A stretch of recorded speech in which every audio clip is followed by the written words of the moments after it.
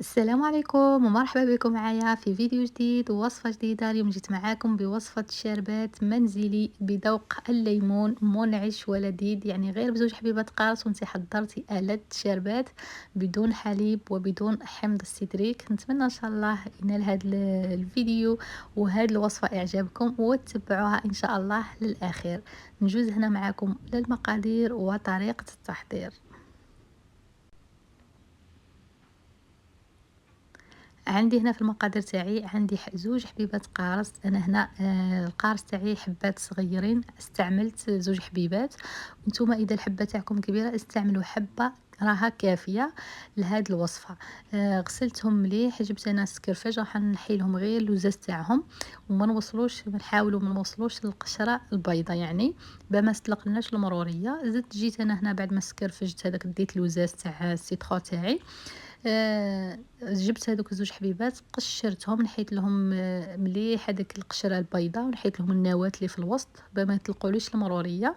وجبت هنا علبه لايورت بالذوق اللي تحبوا. انا هنا كانت عندي يعني ذوق الاناناس، استعملتها حطيتها وزدت جبت كيلت بها بعد السكر بعد بنفس العلبه. وجبت هنا نصف لتر من الماء وحوالي مغرفة تاع الفاني. هنا اذا استعملتوا يعني لايورت بالذوق الفاني تستغنوا على الفاني. انا هنا حبيت نحب الذوق تاع الفانيليا في الشربات. وانتم يعني اذا استعملتوا قلت لكم من الاحسن استعملوا لايورت بذوق الفانيليا ولا بذوق الليمون. انا هنا ما كانش عندي، استعملت بذوق الاناناس وحطيت مغرفه حوالي مغرفه تاع الفانيليا. ونميكسيوهم مليح مليح حتى يتخلط هذاك القارص واللوزات كلش يتخلط مع بعضه.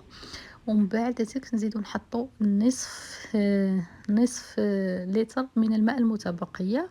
ونجيو هنا نحاولوا نصفيوها وتكون الشربات تاعنا واجده، نحطوها في الثلاجه وتكون يعني واجده. وهذه هي النتيجه النهائيه بدون حليب وبدون حمض السيتريك، تجيكم ألذ شربات يعني ممكن تحضروها.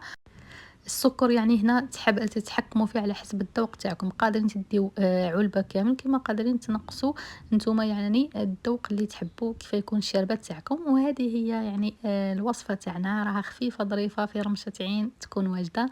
نقول لكم مع السلامه.